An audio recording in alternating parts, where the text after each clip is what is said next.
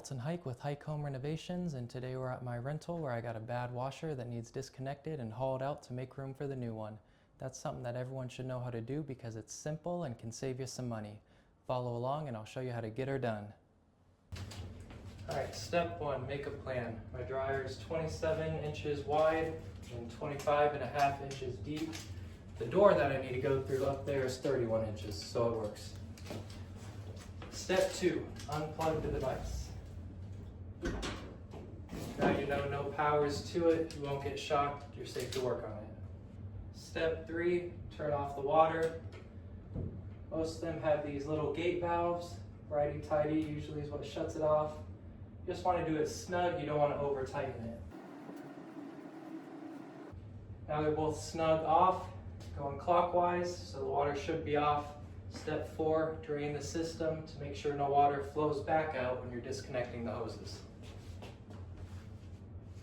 Take a step back, I plugged it back in to see if I can turn the spin cycle on to get the rest of the water drained out of the system before I disconnect it.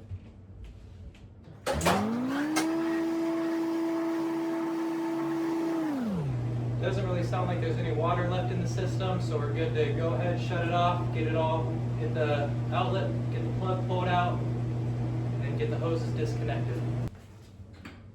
But that's why you always have a plan B. Bring a small bucket to catch any water that may drip.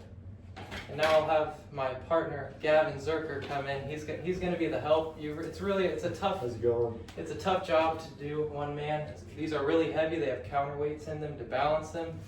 Basically a cement block at the bottom of it, so not fun to do alone. Hoses disconnected. See if we can use our channel lock pliers.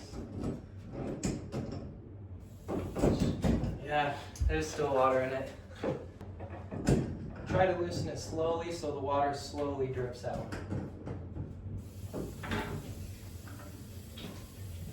Alright, again, I'm going to try slowly opening that gate valve. I'm going to put a rag over it so any water that sprays out gets caught by the rag and drips into the bucket. Let's see how this goes. I think it's slowing down.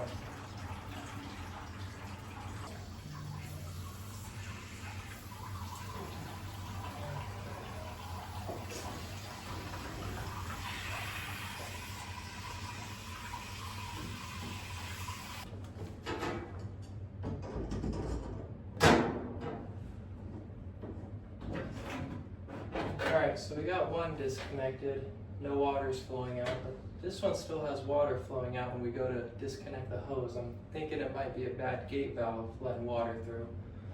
I'll give it another shot though. Yep, golden. Alright, we got the hoses disconnected, got the electricity disconnected. Now it's time to try to get any more water we can get out and then get her out of here.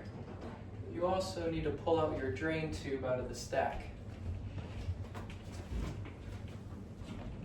It'll probably be zip tied to it or something like that. We would need to cut it. And here's the drain hose that we just pulled out of the stack. Once you got that, the plug disconnected and the hoses disconnected, you're good to pull it all out. While you got your washer out, it gives you a good chance to clean all the gunk that's built up behind and underneath the washer. Trust me, a lot of gunk builds up. Very last thing, throw her on a dolly, get her up the stairs, get her outside, get her in your truck, and get her hauled off. All right, Gavin got the washer on the dolly. We're gonna get her up the stairs now. Hopefully it goes okay. Kind of lift together in unison up each step. Seems to be working. Yeah, I wouldn't have been able to do this alone. Got her done.